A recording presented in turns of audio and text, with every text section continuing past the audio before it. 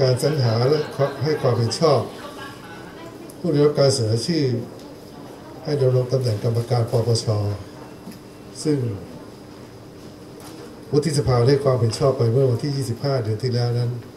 มีปัญหาในเรื่องของคุณสมบัตินะครับซึ่งผมได้ทำเอกสารชี้แจงไปเพื่อให้ท่านสื่อมวลชนได้ทราบกระบวนการจะได้มีคำถาม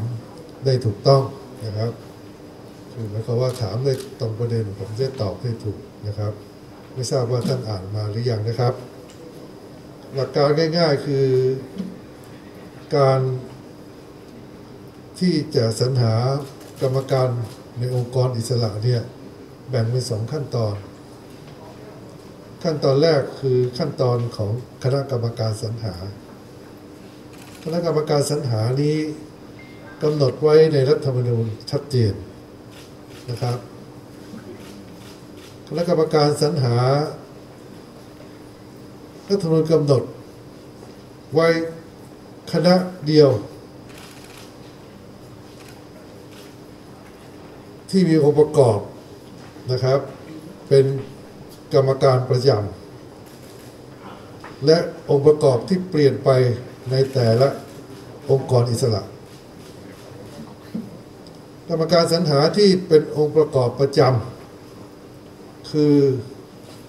ประธานศาลฎีกาเป็นประธานกรรมการประกอบด้วยองค์ประกอบประจำคือประธานผู้แทนราษฎรผู้นำฝ่ายค้านในสภาผู้แทนราษฎรประธานศาลปกครองสูงสุดรวมแล้วองค์ประกอบประจำจะมี4ท่านใช้ทุกองค์กรอิสระ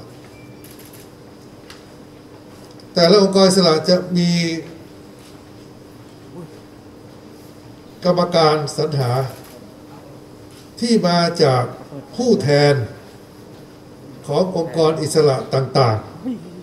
ๆเว้นแต่จะไม่มีผู้ที่ส่งมาจากองค์กรอิสระที่จะมีการคัดเลือกนั้นอย่างเช่นในครั้งนี้เป็นการคัดเลือกหรือสรรหากรรมการปปช.ดังนั้นผู้แทนจากปปช.จะไม่มีอยู่ในกรรมการสรรหาชุดนี้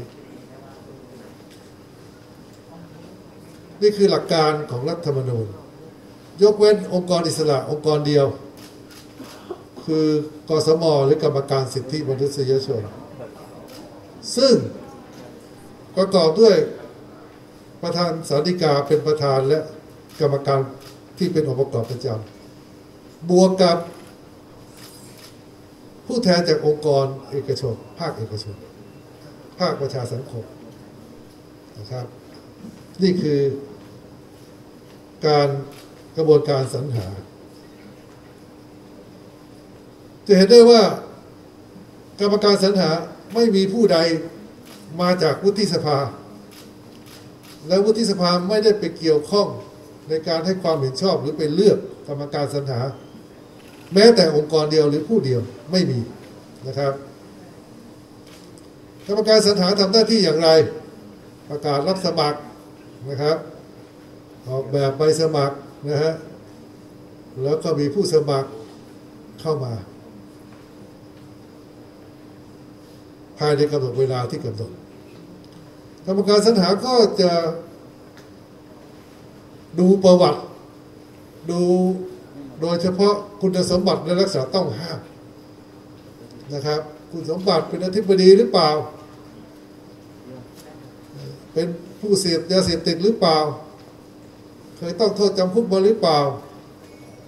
คุณสมบัติเหล่านี้กรรมการสรรหาเป็นผู้วินิจฉัยนะครับเมื่อกรรมการสรรหาเป็นผู้วินิจฉัยแล้วเขาก็จะรับแต่เฉพาะผู้ที่ผ่านคุณสมบัติเข้ามาดำเนินการต่อคือมาสัมภาษณ์มาแสดงวิสัยทัศน์ แล้วเขาก็เลือกผู้ที่เหมาะสมผู้ที่เหมาะสมทั้งกรรมการสรรหาต้องลงด้วยมติด้วยคะแนนเสียงไม่ต่ำกว่า2 ใน 3จึงจะผ่านมาอย่างวุฒิสภานะครับดังนั้นจะเห็นได้ว่ากระบวนการสรรหาของกรรมการสรรหานั้นไม่ได้เกี่ยวข้องกับวุฒิสภาแต่อย่างใดนะครับหน้าที่สำคัญครับเป็นครั้งแรกในรัฐธรรมนูญเมื่อก่อนนี้รัฐธรรมนูญก็เขียนทำนองนี้แหละ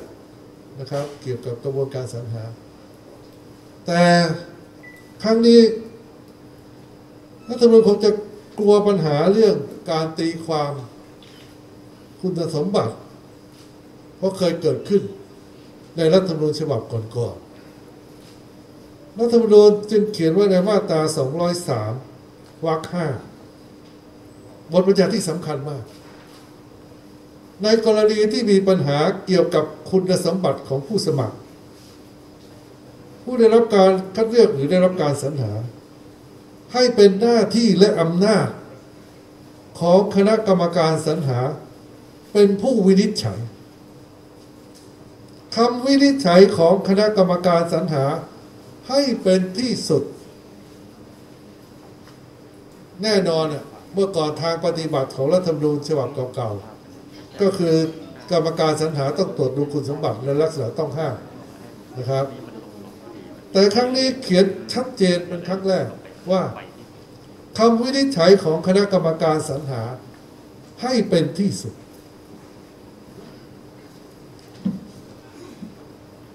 คราวนี้กระบวนการเมื่อเขาสรรหากรรมการสรรหา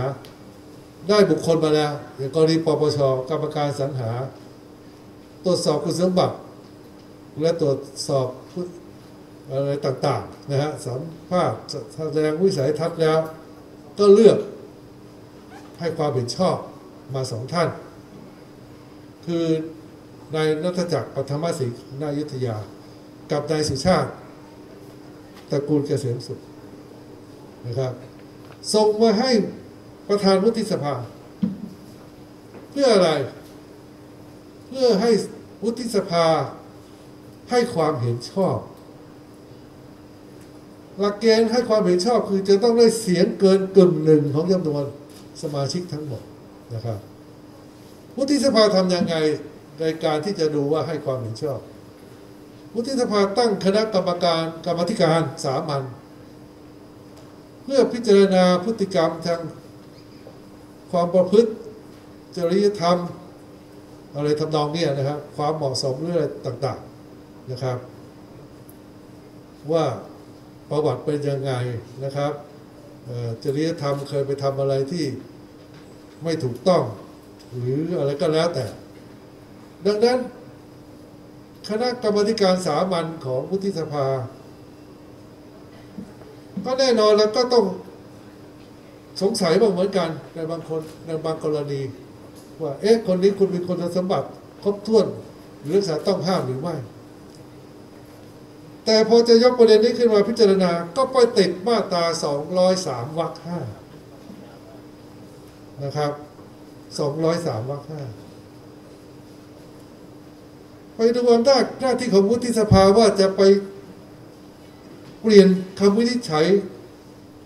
ของกรรมการสรรหาได้หรือไม่เปิดดู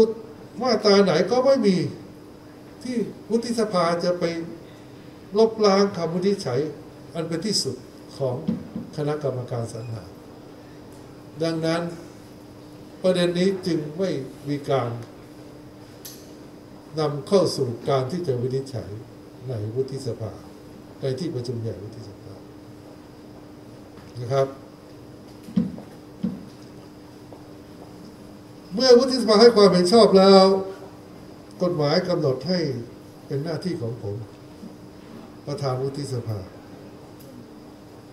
ที่จะนำความขึ้นกราบบังคมทูลพระกรุณาเพื่อทรงแต่งตั้งให้บุคคลที่ได้รับการเห็นชอบจากวุฒิสภานั้น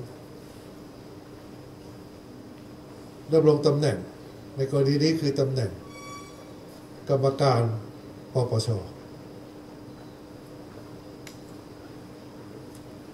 แน่นอนครับขั้นตอนก็ต้องมีนะครับก็ต้องขั้นตอนของผมก็คือต้องให้เขาลาออกจากตำแหน่งที่มันขัดแย้งเช่นเป็นผู้พิพากษาเป็นอัยการอยู่ก็ต้องลาออกจากตำแหน่งของตนนะครับแล้วจึงจะนำความขึ้นกราบบังคมทูล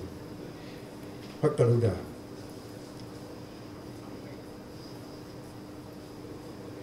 แน่นอนว่าผมก็จะต้องพิจารณาในเรื่องของการกราบบังคมทูลพระกรุณาเพื่อทรงพระกรุณาโปรดเกล้าแต่งตั้งคงจะไม่ให้ผมดูทั้งเรื่องกรรมการสรรหาและไม่ให้ผมดูทั้งเรื่องของการให้ความเห็นชอบของวุฒิสภาคงไม่ได้บางคนบอกผมเป็นบุรุษไปรษณีย์อย่าใช้คำนี้นะครับผมมีความรับผิดชอบนะฮะเป็นการกราบบังคมทูลพระกรุณาผมมีความรับผิดชอบนะครับความรับผิดชอบตอนนี้ก็คือการที่ยังมีข้อสงสัยในสังคมในสื่อและในการให้ข่าวหรือวิพากษ์วิจารณ์ที่ยังไม่ตรงคาดเคลื่อนและผมยังไม่ได้ข้อมูลที่แท้จริงนะครับเช่นการวิพากษ์วิจารณ์ดูเหมือนกับว่าจะไปเป็นความผิดของวุฒิสภาซึ่งผมได้อธิบายแล้วมี2ขั้นตอนนะครับแล้วก็ข้อมูลที่เกี่ยวกับการไปยื่นฟ้องต่อผู้ตรวจการแผ่นดินนะฮะเพื่อให้เรื่องนี้ไปสู่ศาลรัฐธรรมนูญแล้วก็มีการพูดกันถึงว่ากรรมการสรรหากสม.หรือกรรมการสิทธิ์ลงมติไม่ตรงกับ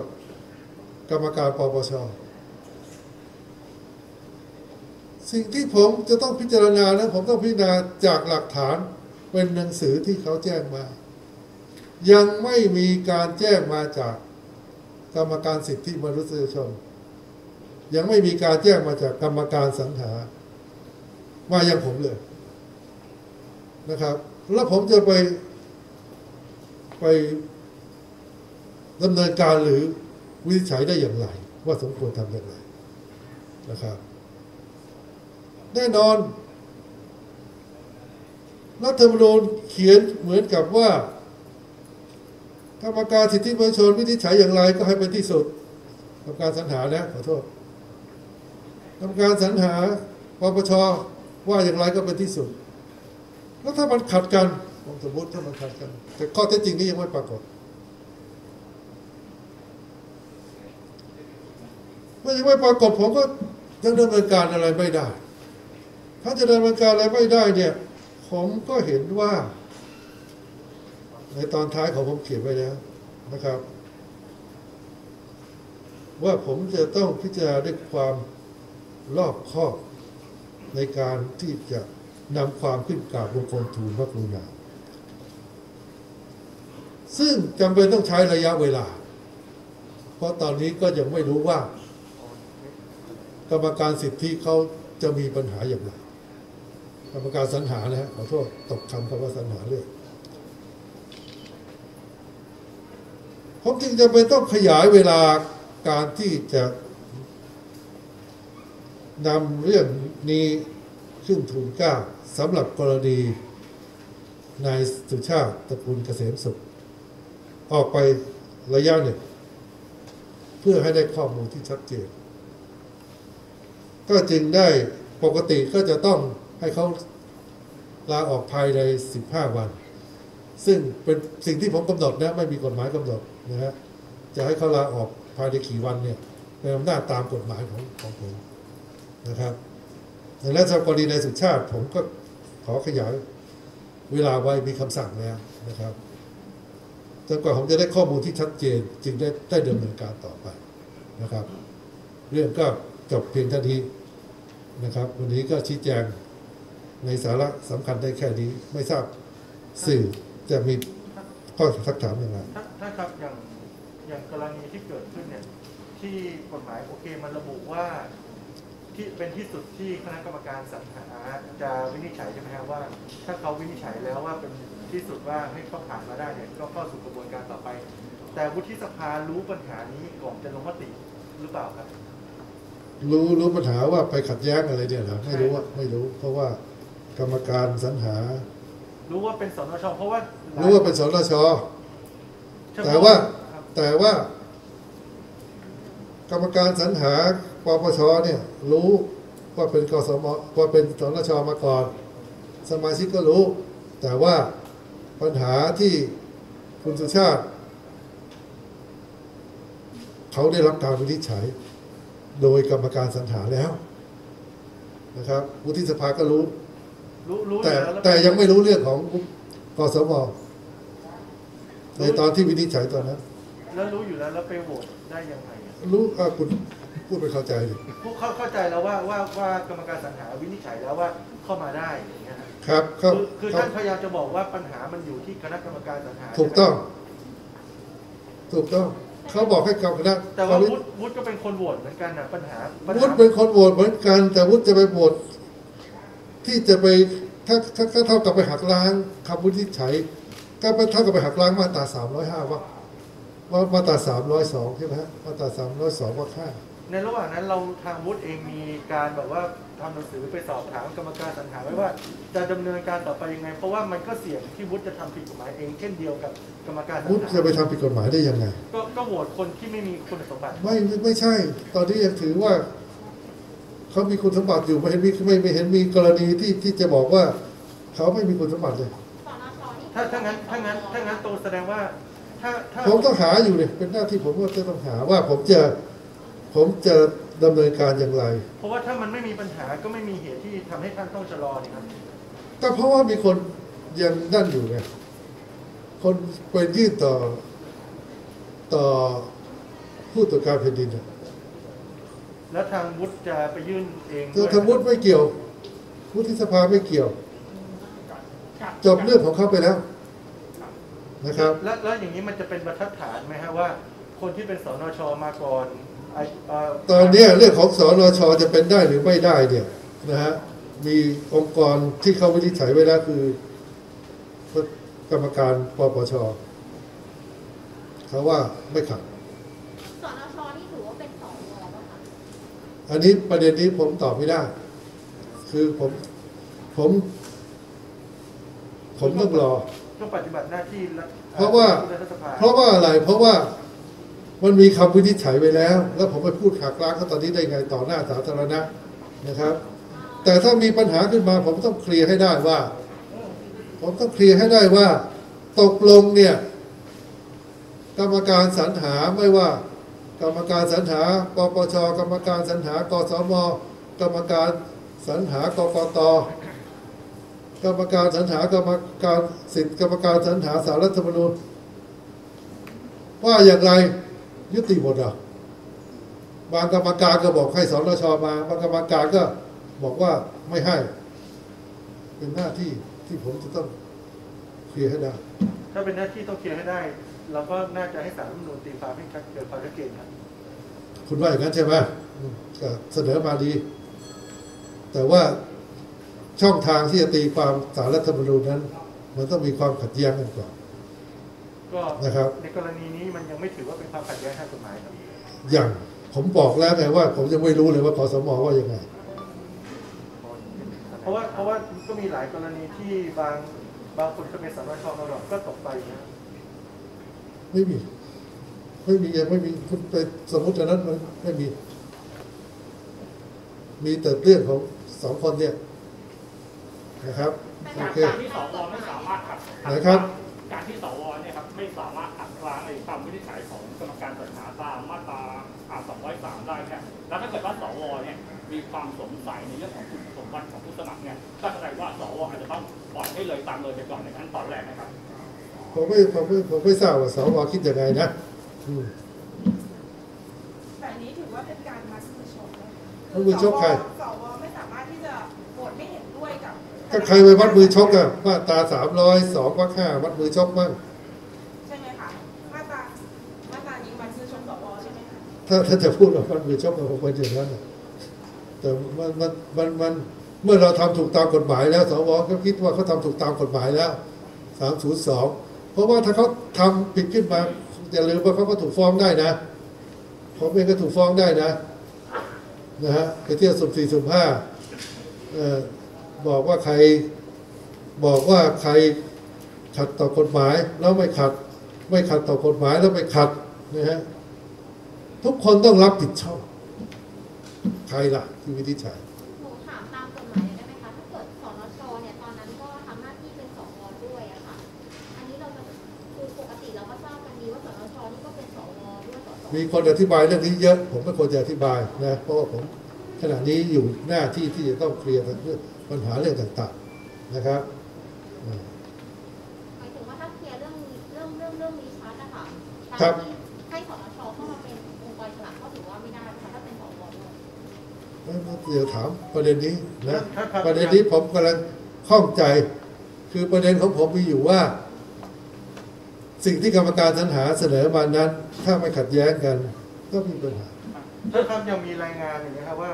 กรรมการสรรหากสมเนี่ยเคยมีมติตัดสิทธิ์ผู้สมัครที่เป็นสนช2 คนคือท่านนิพัฒน์ทองเล็กกับท่านจินตนันชยาสุภมิตรอันนี้มันจะเป็นรายงานผมไม่มีเอกสารอะไรที่เห็นประกอบก็ยังไม่ได้ส่งเรื่องมาที่ผมเอานะครับพอแล้วนะครับขอถามนะครับเรื่องนี้มันจะสิ้นสุดลงก็คือต้องให้ศาลคำนวณเป็นผู้ชี้ขาดแต่เมื่อกี้ท่านบอกว่าตอนนี้มันยังไม่ถือว่าเป็นความขัดแย้งตอนนี้ผมก็อยากไปศาลรัฐธรรมนูญ